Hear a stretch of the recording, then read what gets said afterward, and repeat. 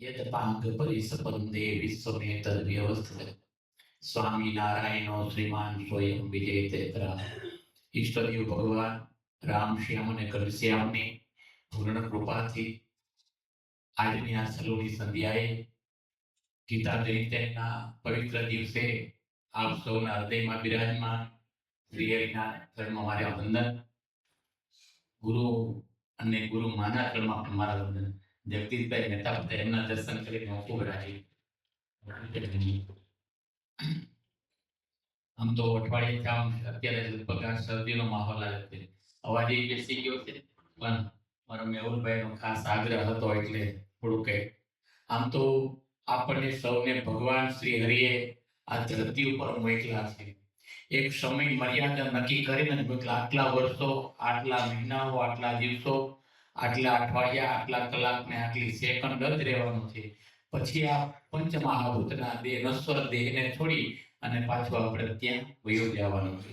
તો એ સમયગાળાની અંદર આપણે સૌએ કેવું જીવન જીવવું એ આપણે ખાસ છે. ગીતના શબ્દો, આમ તો પિક્ચરનું ગીત હતું ખરેખર તો, કે મેરા જીવન કોરા કાગજ કોરા એ કોરા રહી ગયા. એમાં શબ્દો ભક્તિના ભેળવા એટલે ભજન બની ગયું. એટલે એ સરસ મજાનું કીર્તન છે. કીર્તન 4 જ કડીનો છે, પણ એટલું સરસ મજાનું ખરેખર સંદેશો આપી જાય છે કે ન ભૂતો ન ભવિષ્ય. જગદીશભાઈ, અત્યારે જગતમાં લોકોને સંપત્તિ, પૈસા બધું ખૂબ મળ્યું છે, સુખ પણ ખૂબ મળ્યું છે, પણ સમજણના અભાવે એટલે સારા એ સમાજમાં મારો અત્યારે મેન વિષય, જો કે હું નિવૃત્ત થઈ ગયો છું, બિઝનેસ ઘણો બધા છે, પણ એક જગ્યાએ બેસતો નથી, પણ સમાજના દીકરા દીકરીઓના દુઃખ દૂર કરું છું. સમાજમાં અત્યારે બહુ લગ્નો થાય છે, 100 લગ્ન થાય, 35, 40, 45 છૂટાછેડા થાય. એટલી વરવી વાસ્તવિકતા છે કે તમે એની કલ્પના ન કરો. પણ મારા ઠાકોરજીની દયા એવી મારી ઉપર કૃપા છે કે દીકરી અને દીકરો મારી પાસે અડધી કલાક બેસે એટલે દીકરી એની સાસુ સાથે ભાગીને આવી હોય કે આવું દઈને આવી હોય કે મારે આ ઘરમાં રહેવું નથી, મારે લગ્ન આમ નથી કરવું, અને પછી બેને અડધી કલાક એને સમજાવું, અડધી કલાક ત્યાં સમજાવું, પછી એમના સસરા પક્ષવાળાને સાસુને બોલાવો. જગદીશભાઈ, કાયદેસર દીકરી ઊભી છે, સાસુને પ્રણામ કરે, પગે લાગે, સાસુમાને હક કરે, સાસુમાએ આમ વેરી પકડી મારી કૃતિ મારે પાછું ત્યાં આવું. અને 100 વર્ષની જગદીશભાઈ ગેરંટીના લગ્ન જીવનમાં કોઈ દુઃખ ન આવે એટલા મારા ઠાકોરજીની મારી કૃપા છે, સમજાવવાની કળા છે. અને દીકરા અને દીકરીને એવી રીતે વ્યવસ્થિત સમજાવો કે ધરતી પર દીકરી તને ધરતી ઉપર આ ભગવાને તને આ ધરતી ઉપર મોકલી એના માટે મોકલી. દીકરીઓને ખબર નથી ખરેખર સ્ત્રીને જગતમાં ભગવાને એટલે મોકલી છે કે ભગવાન બધી કરે નથી જઈ શકતો, એટલે માના સ્વરૂપે એને ભગવાન સ્વરૂપ આપીને માને ત્યાં મોકલી છે. એટલે સ્ત્રીએ કાયમ માટે જગતને સુખ આપવા માટે જીવવાનું હોય, નહીં કે સુખ લેવા માટે.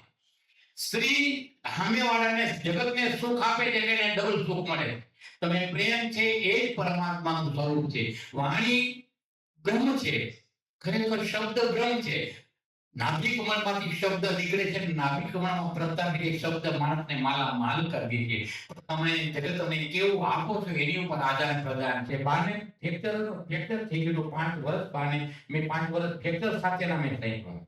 એટલે આમ તો મને કહો કે તમે તમારા બા બાપુજી કેના? મેં કીધું મારા બા અને બાપુજીના બંગલામાં હું એમની સાથે રહું.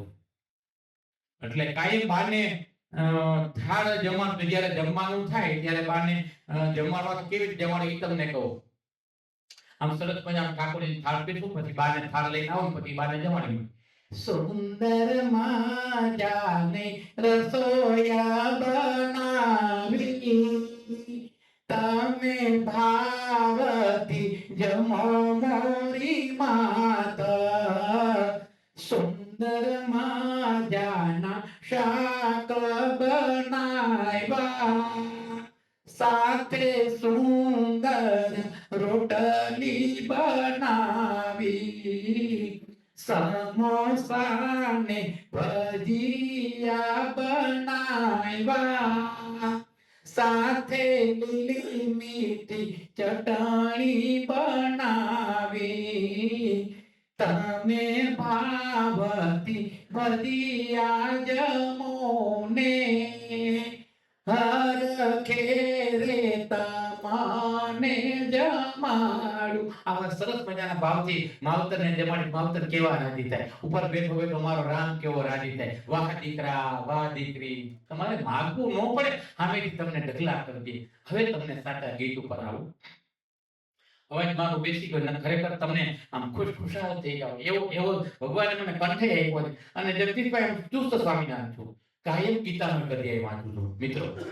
અને બીજું, મારે દાના આશીર્વાદ મારા ગુરુના આશીર્વાદ.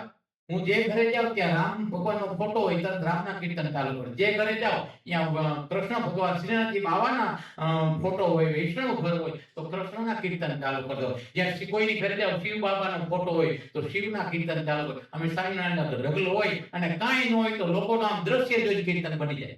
આ મારા ઠાકોરજીની કૃપા, બાની કૃપા.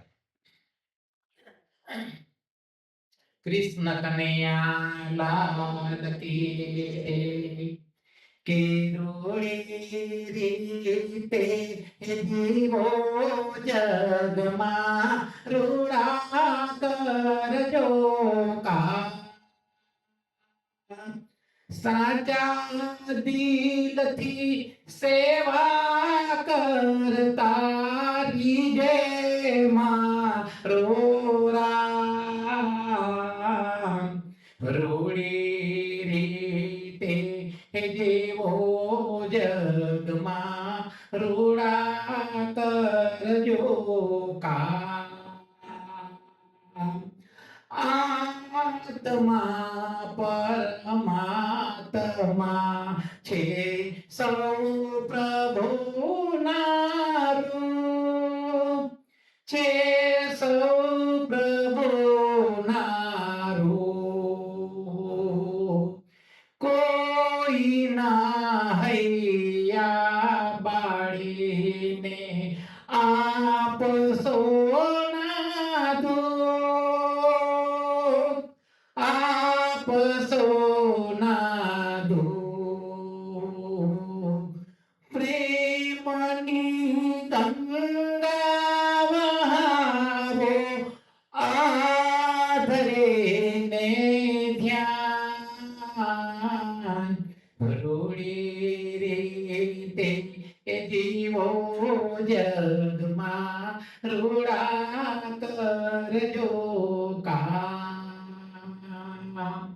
કર ભલા હોગા ભલા એ ભાવના રાખો, એ ભાવના રાખો.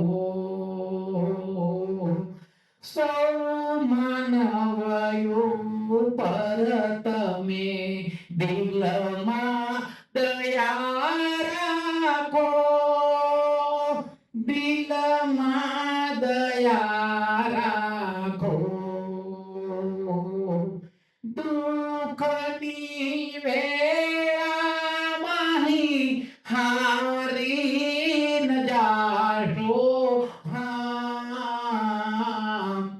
રૂડી રીતે જીવો જગમાં રૂડા કરજો કામ. જળ કમળ જેવા બની સંસાર મારે જો, સંસાર મારે જો. એ ભક્તિનું ભાતું તમે સંગે લઈ લેજો, સંગે લઈ લેજો.